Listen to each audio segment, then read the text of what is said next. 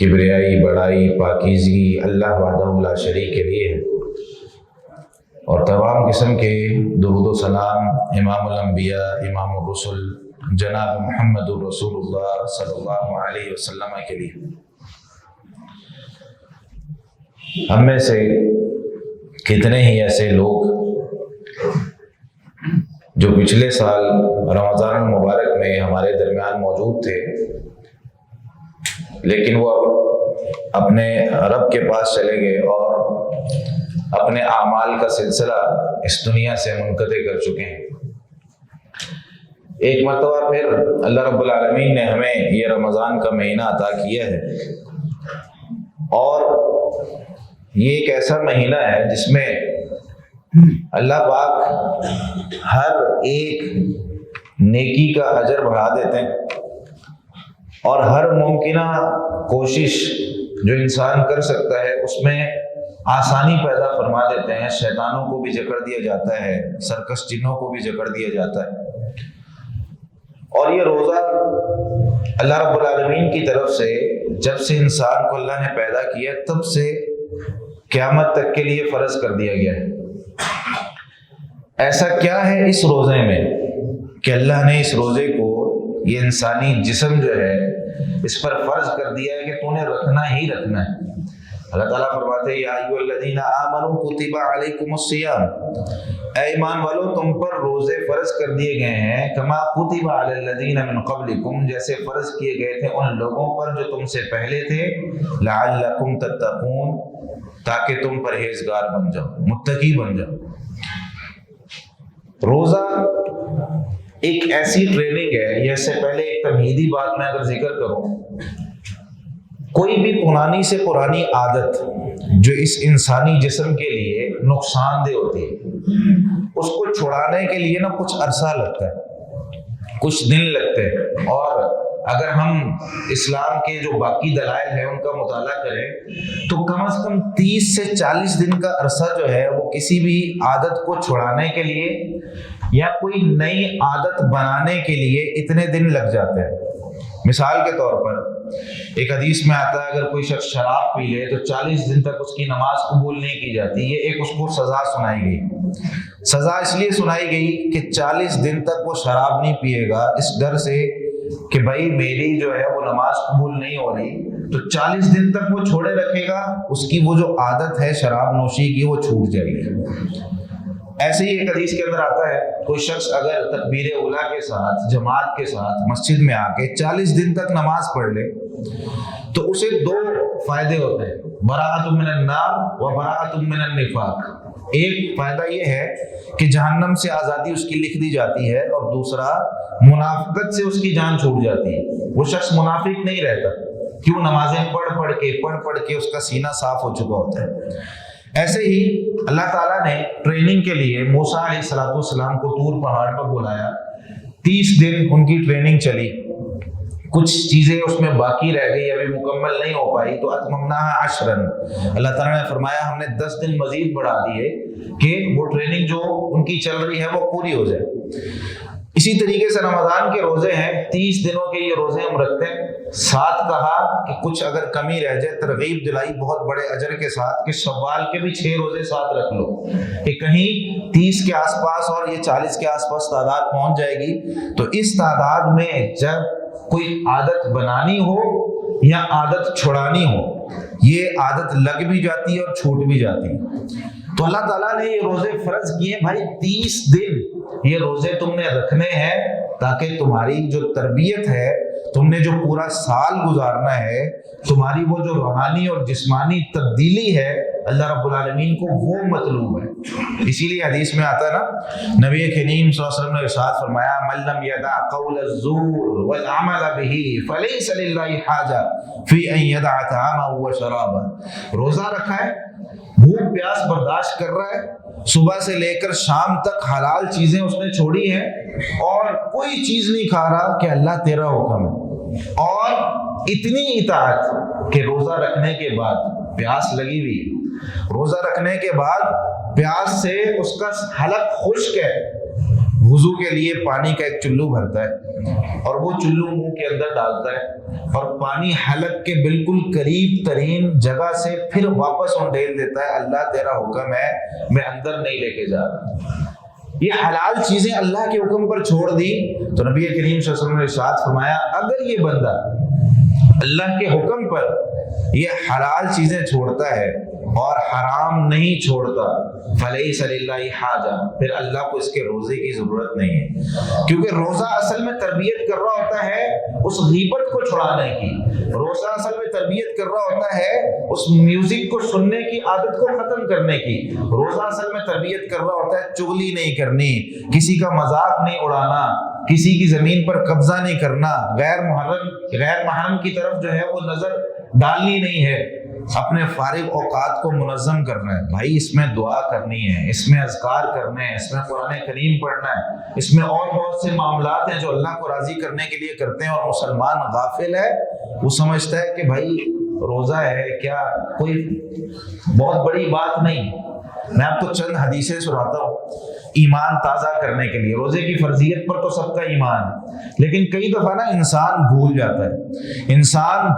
ہے کہ یار اتنے بڑے اجر والا کام میں چھوڑ کے بیٹھا ہوں، انسان بھول جاتا ہے کہ اللہ کو اتنا زیادہ پسند عمل میں چھوڑ کے بیٹھا ہوں۔ تو یہ ایک سوال بھی ہے کہ بھائی میں روزہ کیوں رکھتا ہوں، یہ جو سوال ہے کہ میں روزہ کیوں رکھتا ہوں، ایک جواب تو اس کا یہ ہو گیا کہ اللہ نے فرض کیا میں روزہ رکھتا ہوں۔ چند حدیثیں میں سناتا ہوں جس سے یہ اندازہ ہوگا کہ یہ روزہ کس قدر پسند ہے اللہ تعالیٰ کو، اور اس مہینے کے اندر ہوتا کیا ہے کہ اللہ رب العالمین نے اتنا بڑا اجر رکھا ہوا ہے۔ ایک حدیث میں آتا ہے، سنن نسائی کے اندر حدیث موجود ہے، سیدنا ابو امامہ رضی اللہ تعالیٰ عنہ نبی کریم صلی اللہ علیہ وسلم کے پاس آتے ہیں اور آ کر کہتے ہیں یا رسول اللہ مرنی بامر آخذہ عنک، مجھے ایک کام بتا دیں جو میں آپ سے لے لوں اور اس پر ڈٹ جاؤں، وہ میں عمل کرتا رہوں۔ نبی کریم صلی اللہ علیہ وسلم نے ارشاد فرمایا علیک بالصوم فانہ لا مثل لہ، ابو امامہ روزے رکھنا شروع کر دو، اس جیسا کوئی اور عمل نہیں ہے۔ اسلام کی بنیاد 5 چیزوں پر رکھی گئی ہے، اور میرے بھائی بنیاد وہ چیز ہوتی ہے جس پر یہ عمارت کھڑی کی جاتی ہے۔ اگر دیواریں نیچے والی نہ بنے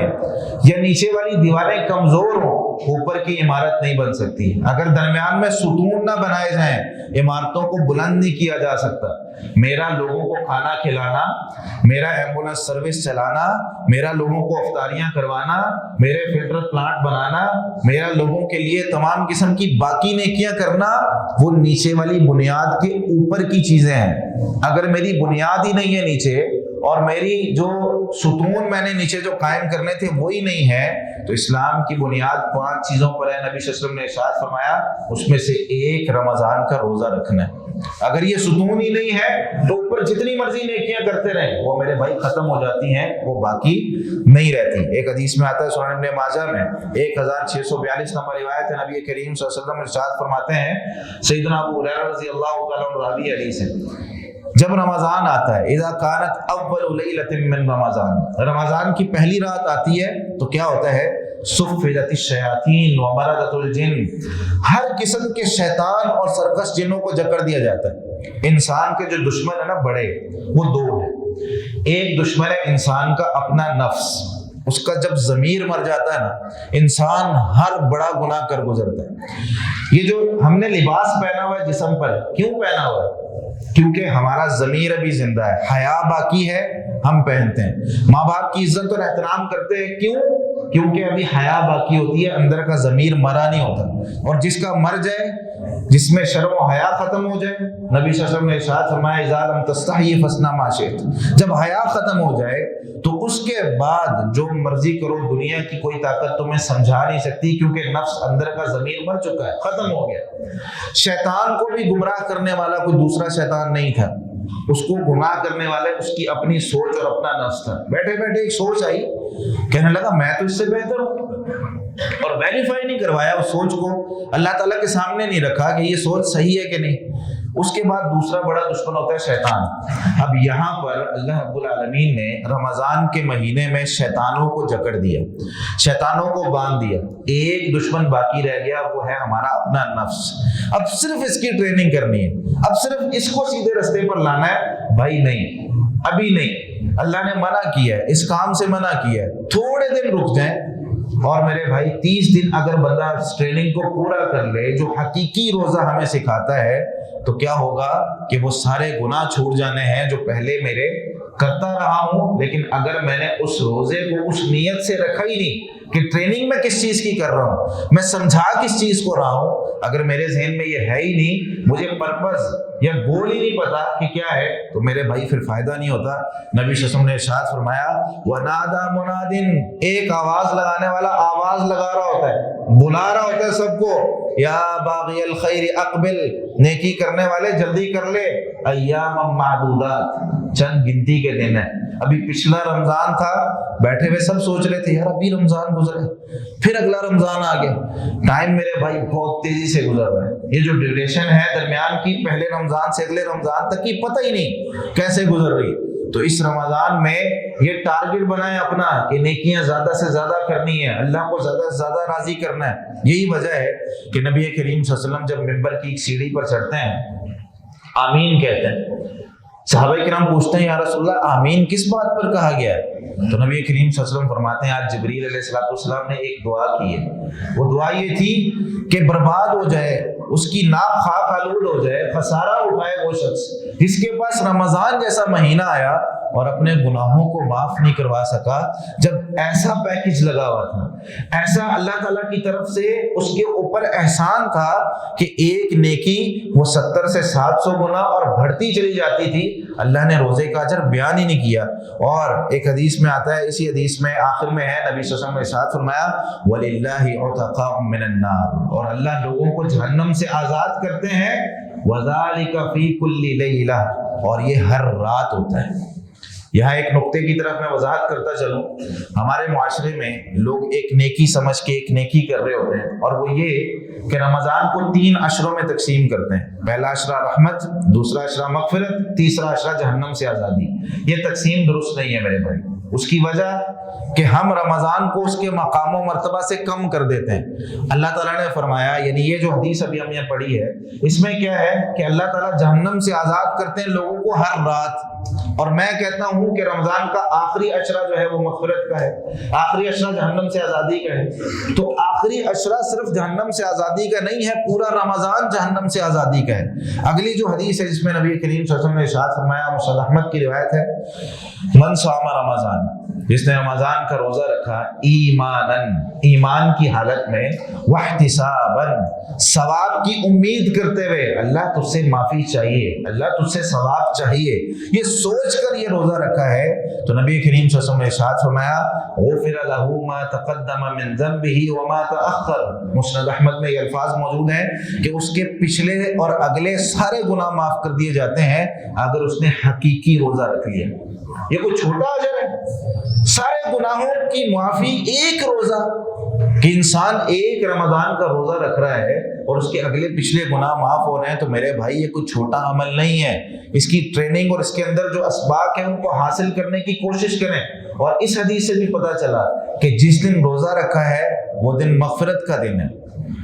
رمضان کا صرف دوسرا عشرہ مغفرت نہیں ہے، پہلا رحمت، دوسرا مغفرت، تیسرا جہنم سے آزادی نہیں۔ ہمارے ہاں یہ کیلنڈر چھاپے جاتے ہیں، نیکی کے لیے چھاپتے ہیں ہمارے مسلمان، نیکی کے لیے اس کو پھیلاتے ہیں، لیکن میرے بھائی صرف اس کی تحقیق کر لیں کہ یہ نیکی درست ہے۔ میں نے تو رمضان کے جو مقام تھا اس سے کم کر کے اس کو 10 دنوں میں لے آیا ہوں، حالانکہ اللہ تعالیٰ فرمانے پورا رمضان ہی رحمت، پورا رمضان ہی مغفرت، پورا رمضان ہی جہنم سے آزادی کا مہینہ ہے۔ جب رمضان آتا ہے، نبی صلی اللہ علیہ وسلم نے کیا ارشاد فرمایا، اذا جاء رمضان فتحت ابواب الرحمہ، جب رمضان آتا ہے رحمت کے دروازے کھول دیے جاتے ہیں۔ تو یہ پورا رمضان ہوتا ہے، پورا رمضان ہی رحمت کے دروازے کھلتے ہیں، صرف پہلے عشرے میں نہیں۔ اسی طریقے سے حدیث میں آتا ہے، نبی کریم صلی اللہ علیہ وسلم نے ارشاد فرمایا، صحیح مسلم میں 233 نمبر روایت ہے، الصلوات الخمس، 5 نمازیں،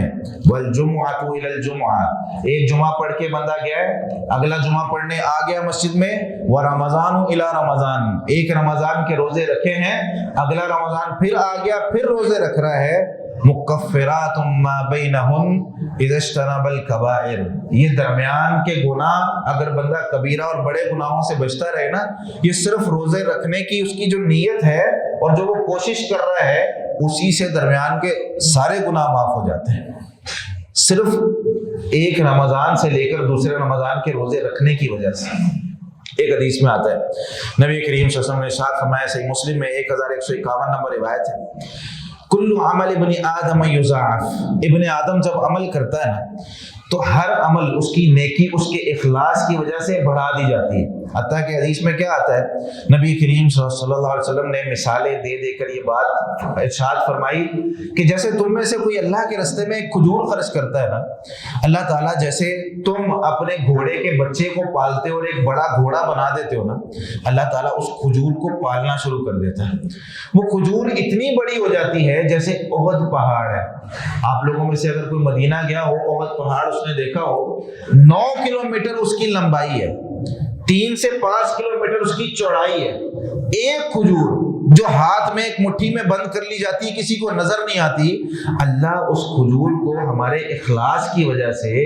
اتنا بڑھاتے ہیں، اتنا بڑا کر دیتے ہیں کہ وہ کھجور میرے بھائی بہت بڑا پہاڑ بن جاتی ہے۔ یہ ہے اللہ کا اجر دینے کا طریقہ۔ ایک مسلمان کے لیے اللہ تعالیٰ نے ایک چھوٹی سی نیکی کو اتنا بڑا کیا ہوا ہے، اور پھر ساتھ فرمایا صرف یہاں تک نہیں، الحسنۃ بعشر امثالھا، ایک نیکی کرتا ہے کم از کم 10 نیکیاں اس کو ملتی ہیں، الی 700 ضعف،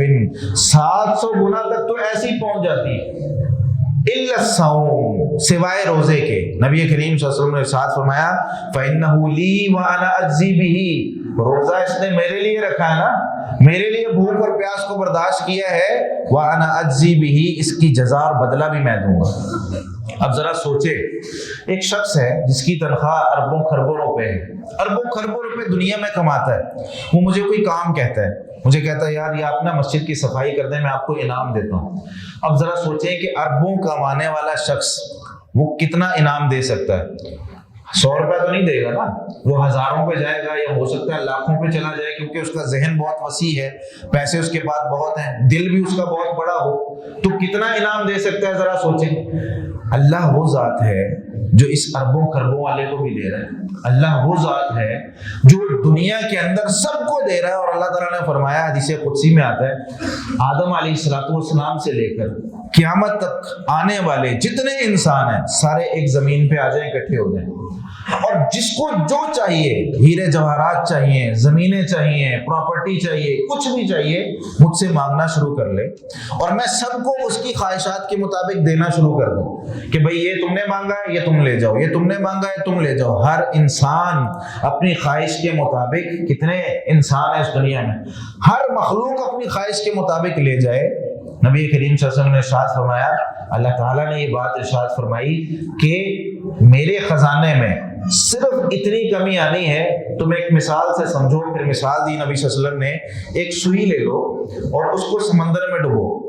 اور سمندر سے اس کو نکال کے ذرا دیکھو اس کے ساتھ کوئی پانی لگا ہوا ہے؟ پانی سوئی کے ساتھ بالکل نہیں لگتا، وہ بالکل فوری طور پر نیچے، اگر کوئی قطرہ ہوتا بھی ہے وہ نیچے گر جاتا ہے۔ تو یہ وہ سوئی ہے، سوئی کو تم نکالو، دیکھو ذرا اس کے اندر کوئی چیز لگی ہے؟ اللہ کے خزانے میں صرف اتنی کمی آنی ہے، ابھی باقی سارا سمندر باقی ہے۔ میرے بھائی وہ اللہ یہاں پہ کہہ رہا ہے کہ روزے کا اجر میں نے دینا ہے، تو آپ ذرا سوچ کے دیکھ لیں کہ وہ اجر ہوگا کتنا۔ اور میں نے اس روزے کو ایک معمولی عمل سمجھ لیا، میں نے سمجھ لیا کہ یار ٹھیک ہے، کوئی رکھ رہا ہے ٹھیک ہے، نہیں رکھ رہا، اور اس طریقے سے میں اپنی زندگی کو گزارنا شروع کر دوں۔ میرے بھائی چھوٹا عمل نہیں ہے، یہ بہت بڑا عمل ہے۔ حدیث میں آتا ہے، نبی کریم صلی اللہ علیہ وسلم نے ارشاد فرمایا، للصائم فرحتان، روزے دار کو 2 انعام، 2 خوشیاں ملتی ہیں۔ ایک خوشی تو اس کو تب ملتی ہے جب وہ روزہ افطار کرتا ہے، صبح سے شام تک اللہ کے لیے بھوکا پیاسا رہا، ایک خوشی تو تب ملی۔ دوسری خوشی اسے تب ملنی ہے جب اس کو سب سے بڑی نعمت، دنیا اور آخرت کی سب سے بڑی نعمت ملنی ہے، اور وہ ہے اپنے رب سے ملاقات۔ جب اسے اللہ سے ملاقات کروائی جائے گی، جب وہ اپنے رب سے ملے گا، اس کا دیدار کرے گا،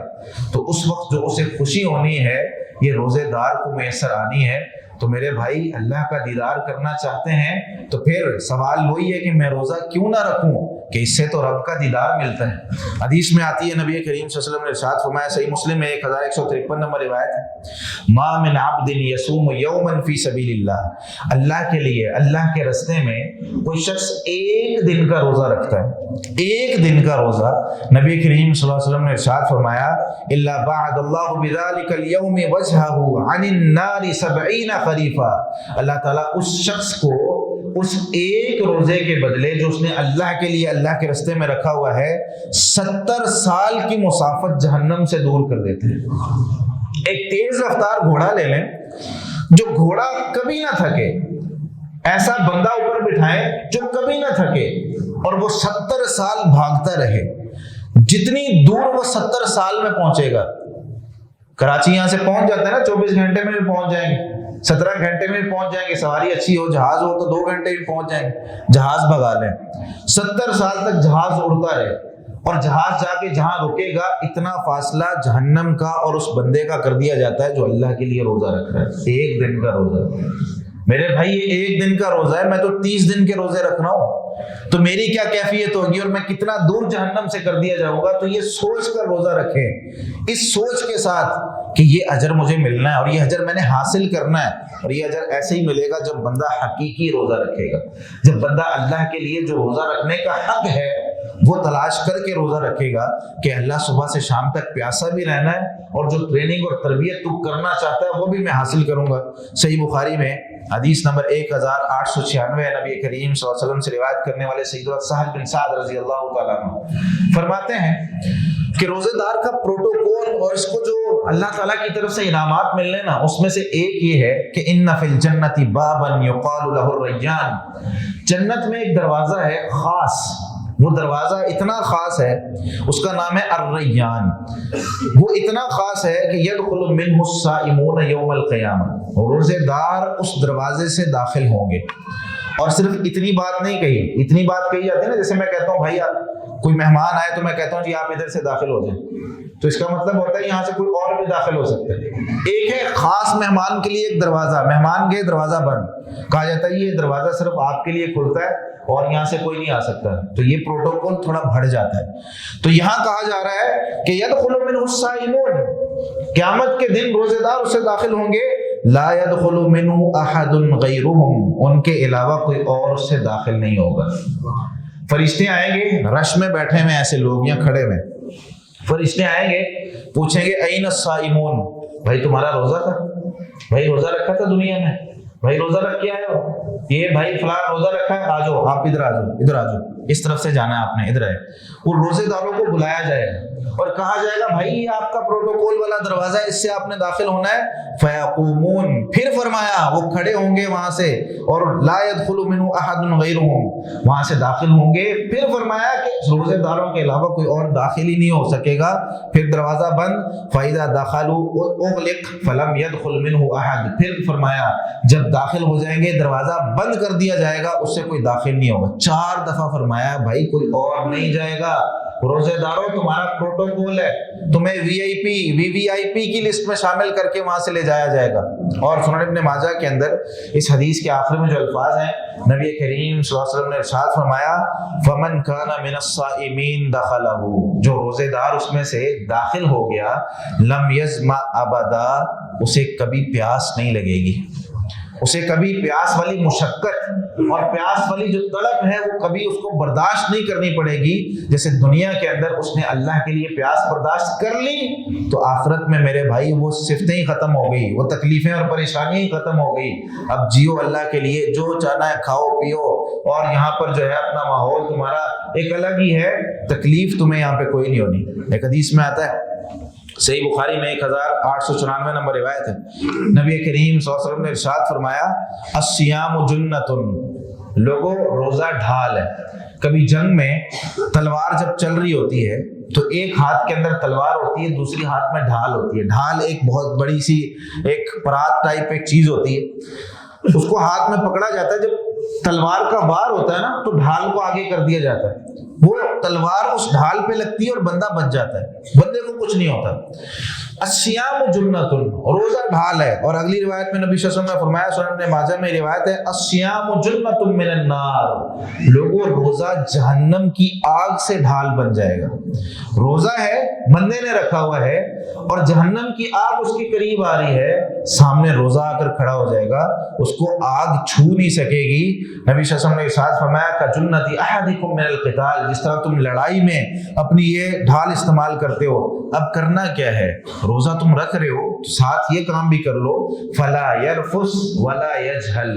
روزے میں کوئی غلط بات نہیں کرنی، کوئی فحاشی والا کام نہیں کرنا، کوئی جہالت والا کام نہیں کرنا، بالکل ایک پڑھے لکھے انسان کی طرح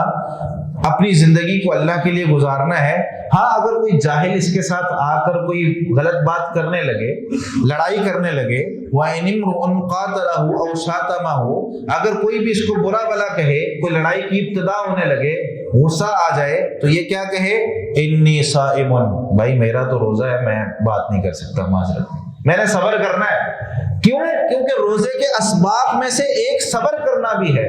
جب مجھے 2 یا 3 بجے کا وقت ہوتا ہے، بھوک مجھے ستا رہی ہوتی ہے، تو تب میں کیا کرتا ہوں، صبر کرتا ہوں. یہ صبر سکھا رہا ہوتا ہے کہ زندگی میں جب کوئی میرے ساتھ برائی کرے گا تو مجھے صبر کرنا ہے وہاں پر فوری طور پر. میرے بھائی ہر انسان کے پاس زبان موجود ہے، اگر کوئی مجھے گالی دیتا ہے تو گالی میں بھی دے سکتا ہوں، کوئی اگر مجھے مارتا ہے تو مار میں بھی سکتا ہوں، میں کیوں رکتا ہوں؟ اگر کوئی مجھے پتھر مارتا ہے تو میں اس کا جواب اینٹ سے کیوں نہیں دیتا؟ اگر کوئی مجھے گالی دیتا ہے تو میں اس کا جواب کیوں نہیں دیتا؟ کیوں؟ میری ٹریننگ ہوئی ہے، میں اپنے آپ کو روزے کی جو اسباب ہیں، روزے کے جو مقاصد ہیں، ان کے حساب سے اپنے آپ کو ڈھالنے کی کوشش کر رہا ہوتا ہوں، اپنے اندر صبر پیدا کر رہا ہوتا ہوں. تو ایک وقت آتا ہے کہ مجھ میں صبر پیدا ہو جاتا ہے، بڑے سے بڑی چوٹ مجھے لگ جائے تو میں کہہ رہا ہوتا ہوں بھائی میرا روزہ ہے، میں تو صبر کر کے بیٹھا ہوں، میں نہیں تمہیں جواب دے سکتا آگے سے، میں نہیں تم سے لڑائی کر سکتا. اور 30 دن بندہ اگر ایسا کر لے تو میرے بھائی غصہ ختم نہیں ہو جاتا، پھر غصہ ختم ہو جاتا ہے، پھر انسان جو ہے وہ اچھے اخلاق کا مالک بن جاتا ہے. ہر انسان اس سے ملنا چاہتا ہے، یار یہ بندہ اس کے پاس بیٹھو، اور اگر 24 گھنٹے یا 12 مہینے ناک پر غصہ ہی رہے، لوگ کہتے ہیں یار اس کے پاس نہیں جانا، باتیں سناتا ہے آگے سے، ہر ٹائم غصے میں رہتا ہے، کچھ نہ کچھ کہتا ہی رہتا ہے. تو اگر کوئی بندہ برداشت کرنے والا ہوتا ہے، نبی کریم صلی اللہ علیہ وسلم کی بھی یہی صفت تھی. اللہ تعالیٰ نے آپ صلی اللہ علیہ وسلم کی یہ صفت ارشاد فرمائی کہ اگر آپ سخت دل ہوتے، اگر آپ کی زبان میں سختی ہوتی، لَنْفَضُّوا مِنْ حَوْلِكَ، یہ صحابہ کرام جو ارد گرد بیٹھے ہوئے نا، یہ اٹھ کے چلے جاتے. زبان میں نرمی ہے،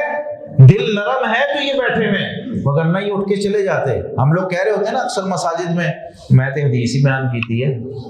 اگلے کو چاہے بری لگے، اور میرے بھائی نرمی کے ساتھ، اچھے اخلاق کے ساتھ. کیوں؟ میں نے روزہ رکھ کے اپنی ٹریننگ کی ہوئی ہے، میں نے صبر و تحمل سیکھا ہوا ہے، کب کون سی بات کیسے سمجھانی ہے. دلائل نبی کریم صلی اللہ علیہ وسلم کے پاس بھی تھے، قرآن تھا، حدیث تھی، معجزات تھے، سب کچھ تھا، لیکن سمجھانے کا وہ طریقہ بھی تھا جو ہم لینا بھول گئے، اور صرف ہم دلائل لے کر بیٹھ گئے کہ یار طریقہ بھی تو نبی کریم صلی اللہ علیہ وسلم والا ہونا چاہیے. اسی طریقے سے حدیث میں آتا ہے، سنن جامع ترمذی میں روایت ہے 1624 نمبر،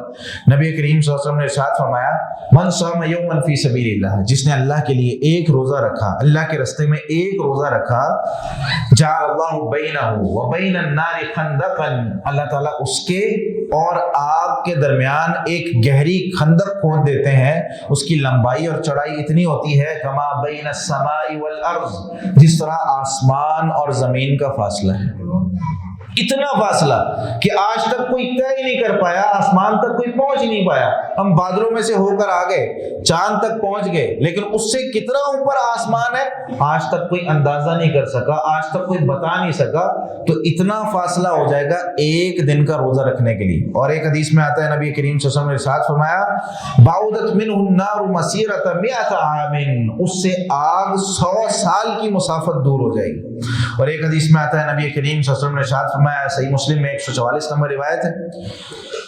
فتنۃ الرجل فی اہلہ ومالہ ونفسہ وولدہ وجارہ، ایک آدمی کبھی بہت زیادہ اس سے کمیاں کوتاہیاں ہو جاتی ہیں، کبھی وہ اپنے بیوی کے حقوق نہیں ادا کر پاتا، کبھی اس سے مال میں کوئی غلط قسم کی خرچہ ہو جاتا ہے، کبھی اس کے اپنے نفس میں کوتاہیاں ہو جاتی ہیں، کبھی پڑوسی کے بارے میں کوئی اس طرح کی بات زبان سے نکل جاتی ہے، اور کبھی اولاد کو ڈانٹ دیتا ہے، کوئی ایسی بات کر دیتا ہے۔ یہ سارے کام اس کے ساتھ روزمرہ چل رہے ہوتے ہیں۔ نبی صلی اللہ علیہ وسلم نے فرمایا اس کے لیے تو خاص توبہ کی ضرورت بھی نہیں ہے، یکفرها الصیام، روزہ رکھو، یہ ساری چیزیں ویسے ہی ساتھ ساتھ معاف ہوتی رہتی ہیں، والصلاۃ، نماز پڑھو، یہ ساری چیزیں ویسے ہی ساتھ ساتھ معاف ہوتی رہتی ہیں، والصدقہ، اللہ کے راستے میں خرچ کرو، یہ ساری چیزیں ویسے ہی ساتھ ساتھ معاف ہوتی رہتی ہیں، والامر بالمعروف والنہی عن المنکر، نیکی کا حکم دینا اور برائی سے روکنا، یہ کام تم شروع کر دو، تمہارے یہ چھوٹے چھوٹے سارے گناہ درمیان کے ویسے ہی معاف ہو جائیں گے۔ تو میرے بھائی روزہ ان اعمال میں شامل ہے کہ کمی کوتاہی ہو جاتی ہے، انسان کو نہیں پتہ چلتا کتنی چیزیں ہم یاد رکھتے ہیں، کتنی چیزیں ہم یاد رکھ پاتے ہیں، لیکن اللہ کے ہاں سب کچھ میرے بھائی ریکارڈ ہو رہا ہے، لکھا جا رہا ہے۔ آج کل یہ بات سمجھنا مشکل نہیں ہے، ابھی ہم اپنی 20 سال پرانی ریکارڈنگ میں نکال کے دیکھ لیتے ہیں نا، ویسے کا ویسا بندہ بیٹھا ہوا ہے، ویسے کے ویسے چل رہا ہے۔ یہ چیز آج کل سمجھنا مشکل نہیں ہے، ہماری ہر چیز ریکارڈ ہو رہی ہے، ہمیں دکھا دیا جائے گا بھائی یہ دیکھیں یہاں پر آپ اپنی آنکھوں سے اشارہ کر کے کہہ رہے تھے نا، وہ دیکھو وہ بندہ آیا ہے، وہ اس کے بیٹھنے کا طریقہ دیکھو۔ اب یہ اس کی غیبت نہیں ہے جو اس کو ناپسند ہے، اس کو اچھا نہیں لگ رہا کہ میرے بارے میں کوئی ایسی بات کرے، اور میں بیٹھ کر مجلس میں اشارے کیے جا رہا ہوں کہ یار اس کی طرف دیکھو ذرا، وہ دیکھو کیسے بیٹھا اور میں ہنس رہا ہوں اپنے دوست کی طرف منہ کر کے، تو یہ میرے نزدیک تو کوئی چیز نہیں ہے، لیکن یہ بھی گناہ لکھا جا رہا ہے۔ اور اس طرح کی بہت ساری چیزیں ہوتی ہیں جو میرے بھائی وہ معاف کر دی جاتی ہیں، جو انسان کے نزدیک کچھ بھی نہیں ہوتی، لیکن وہ لکھا جا رہا ہوتا ہے۔ تو اللہ تعالیٰ نے یہ اعمال اسی لیے رکھے ہیں۔ آخری حدیث سنا کے، حدیثیں اور بہت ہیں روزے کے حوالے سے۔ نبی کریم صلی اللہ علیہ وسلم نے ارشاد فرمایا 3 لوگ ایسے ہیں کہ جن کی دعا کبھی رد نہیں ہوتی، 3 دعوات مستجابات، 3 لوگ ایسے ہیں جن کی دعائیں ہمیشہ قبول کی جاتی ہیں۔ ان میں سے پہلا شخص ہے دعوت الصائم، روزے دار کی دعا۔ اچھا رزق نہیں مل رہا، حلال روزی نہیں مل رہی، معاملات خراب ہیں، گھر میں بیماریاں ہیں، روزے میں بیٹھ کر اللہ کو یاد تو کریں، روزے میں بیٹھ کر اس کو پکارے تو صحیح، اے میرے پیارے اللہ، تو نے مجھے کسی اور کے پاس جانے سے منع کر دیا، تو نے مجھے کہا ہے کہ کسی سے مانگنا نہیں ہے، تجھ سے مانگنا ہے صرف، اب میں بیٹھا ہوں تجھ سے مانگنے کے لیے، اے اللہ مجھے عطا کر دے۔ اے اللہ تو نے کہا ہے کہ مال اور رزق اور صحت سب کچھ تو دیتا ہے، اے اللہ آج میں بیٹھا ہوا ہوں تجھ سے اپنی صحت کا مطالبہ کر رہا ہوں، اے اللہ مجھے صحت عطا کر دے۔ کبھی اس توکل اور بھروسے کے ساتھ، کبھی اس یقین کے ساتھ مانگے تو صحیح، جس یقین کے ساتھ انبیاء علیہ السلام اور صحابہ کرام دعا کیا کرتے تھے، جس یقین کے ساتھ۔ کیا ہوا جب موسیٰ علیہ السلام اپنی قوم کو لے کر نکلے تو قوم نے کیا کہا پیچھے سے؟ موسیٰ آج پکڑے گئے، اِنَّا لَمُدْرَكُونَ، آج فرعون کا لشکر ہمیں تباہ و برباد کر دے گا، لیکن رب پر توکل کس کا تھا؟ موسیٰ علیہ السلام کا۔ فرمانے لگے اِنَّ مَعِیَ رَبِّی سَیَهْدِینِ، میرا رب مجھے میری رہنمائی کرے گا، اس نے بچانا ہے، کیونکہ موسیٰ علیہ السلام کا ایمان مضبوط ہو چکا ہے، توکل مضبوط ہو چکا ہے۔ اور کئی دفعہ میرے بھائی دنیا میں ایسے لوگ ہوتے ہیں، نبی کریم صلی اللہ علیہ وسلم نے ارشاد فرمایا، ایک دفعہ ایک صحابیہ تھی، ان کی نا ایک لونڈی کے ساتھ لڑائی ہو گئی، انس رضی اللہ تعالیٰ عنہ کی بہن تھی، ان کی ایک لونڈی کے ساتھ لڑائی ہو گئی اور لونڈی کے دانت ٹوٹ گئے۔ اب نبی کریم صلی اللہ علیہ وسلم کے پاس وہ لونڈی اور اس کے رشتہ دار قصہ لے کر آگے، کہنے لگے کہ یا رسول اللہ ایسے یہ معاملہ ہوا ہے۔ تو نبی کریم صلی اللہ علیہ وسلم نے ان کو فرمایا کہ ان کو بلاؤ، سارا معاملہ ڈسکس ہوا، تو آپ صلی اللہ علیہ وسلم نے فیصلہ یہ کیا کہ بدلے میں اس کے بھی دانت توڑے جائیں گے، یہ جو خاتون ہے اس کے بھی دانت توڑے جائیں گے، غالباً ان کا نام ربیہ تھا، تو ان کے دانت توڑے جائیں گے۔ تو نبی کریم صلی اللہ علیہ وسلم کی جب یہ بات سنی تو سیدنا انس رضی اللہ تعالیٰ عنہ کو پتہ چلا، وہ آگے کہتے ہیں یا رسول اللہ دانت نہ توڑے میری بہن۔ نبی صلی اللہ علیہ وسلم نے فرمایا انس کتاب اللہ القصاص، اللہ کی کتاب میں قصاص یہ دانت ٹوٹیں گے، چاہے وہ کوئی غریب ہے، مسکین ہے، کوئی بھی شخص ہے، وہ چاہے اس کا کوئی بھی، اسلام یہی تھا، اگر یہ کوئی مسکین غریب چھوٹا طبقے کا کوئی بھی بندہ اس کے اوپر بھی ظلم ہوتا ہے تو اس کا بھی بدلہ لے کر دیا جاتا ہے، تب ہی اسلام غالب آتا ہے۔ اور جب امیروں اور بڑے لوگوں کو چھوڑ دیا جائے اور غریبوں پر سزائیں نافذ کر دی جائے تو میرے بھائی پھر نقصان ہوتا ہے۔ تو نبی کریم صلی اللہ علیہ وسلم نے جب یہ فرمایا کتاب اللہ القصاص، انس اللہ کی کتاب میں قصاص ہی ہے، سیدنا انس رضی اللہ تعالیٰ عنہ نے قسم اٹھا لی، کہتے ہیں یا رسول اللہ میں اللہ کی قسم اٹھا کر اللہ تعالیٰ کو کہتا ہوں کہ دانت نہیں ٹوٹیں گے۔ اچھا تھوڑی دیر گزری ہے، وہ عورت جس کے دانت ٹوٹے تھے، وہ جو خادمہ تھی، وہ اس کی فیملی میں سے کوئی بندہ آتا ہے، کہتا ہے جی ہم نے یہ فیصلہ کیا ہے کہ ہم معاف کرتے ہیں، ٹھیک ہے، اگلے کو احساس ہو گیا ہم نے معاف کیا۔ نبی کریم صلی اللہ علیہ وسلم مسکرائے اور فرمانے لگے ان من عباد اللہ لو اقسم علی اللہ لا بر، اللہ کے کچھ ایسے بندے زمین میں گھوم رہے ہیں ان کا تعلق اللہ کے ساتھ اتنا مضبوط ہے، اتنا مضبوط ہے، لو اقسم علی اللہ، اگر وہ اللہ پر قسم اٹھا دیں کہ اللہ ایسا کرنا ہے، لا بر، اللہ ان کی قسم کو پورا کر دیتے ہیں۔ میرے بھائی یہ تعلق ہمارا ہے، کیا میں اللہ کو جانتا ہوں، کیا میرا اللہ تعالیٰ کے ساتھ تعارف ہے؟ مجھے تو یہ نہیں پتا کہ نماز میں سورہ فاتحہ کا ترجمہ کیا ہے، مجھے تو یہ نہیں پتا آیت الکرسی میں اللہ کی کتنی صفات اور کون سی ذکر ہوئی ہیں، میں اپنے رب کو جانتا ہی نہیں ہوں تو میں اس سے دعا کیسے کروں گا، میں اس سے مانگوں گا کیسے میں اللہ کو پکاروں گا اور کیسے میں کہوں گا اللہ میری یہ مشکل آسان کر، کیونکہ مجھے یقین ہی نہیں ہے کہ اللہ یہ مشکل آسان کر سکتا ہے۔ جب یقین ہو جاتا ہے نا تو پھر میرے بھائی معاملات سیدھے ہو جاتے ہیں۔ تو اللہ کو پہچانیے، تعارف کیجیے اور رمضان کا جو حق ہے وہ ادا کیجیے، اور جو اس کا نتیجہ خیز اجر ہے وہ حاصل کرنے کے لیے صحیح طریقے سے جو روزہ ہے اس کو رکھیں، اور یہ ساری حدیثیں ذہن میں رکھیں اور اپنے دوست احباب کو بھی بتائیں جو اس وقت بھی جمعے کا وقت ہے مارکیٹ میں دکانیں کھول کے بیٹھے ہیں، کوئی بات نہیں یار، جمعہ تو آتا ہی رہتا ہے، جو اس وقت بھی رمضان گزر رہا ہے لیکن روزہ نہیں رکھ رہے، یار مجھ سے نہیں رکھا جاتا، میں رکھ نہیں سکتا۔ ایک آخری بات کر کے بات کو ختم کرتا ہوں، اللہ کو بندوں سے اتنی محبت ہے کہ اللہ نے ایک اصول بیان کیا ہے، لا یکلف اللہ نفسا الا وسعها، کسی بندے پہ میں نے ایسی کوئی چیز فرض ہی نہیں کی جو وہ کر نہیں سکتا۔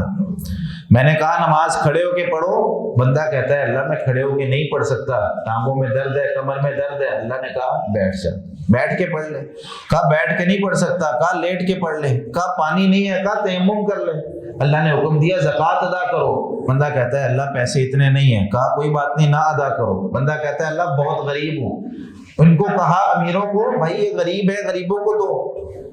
حج کا اللہ نے حکم دیا بھی کرنا ہے، 7 شرط لگا دی، اللہ کو پتا تھا حج مہنگا ہو جانا ہے، آسانی سے نہیں ہونا، اللہ تعالیٰ نے فرمایا من استطاع الیہ سبیلا، جس کے پاس پیسے ہوں، صحت ہو، جانے کی استطاعت ہو، اس پر حج فرض ہے، وگرنہ حج فرض ہی نہیں۔ میرے بھائی اللہ تعالیٰ کا اصول ہی یہ نہیں ہے کہ بندوں کو مشقت میں ڈالنا ہے، صرف اپنے رب کو پہچان لیں اور عمل کرنا شروع کر دیں۔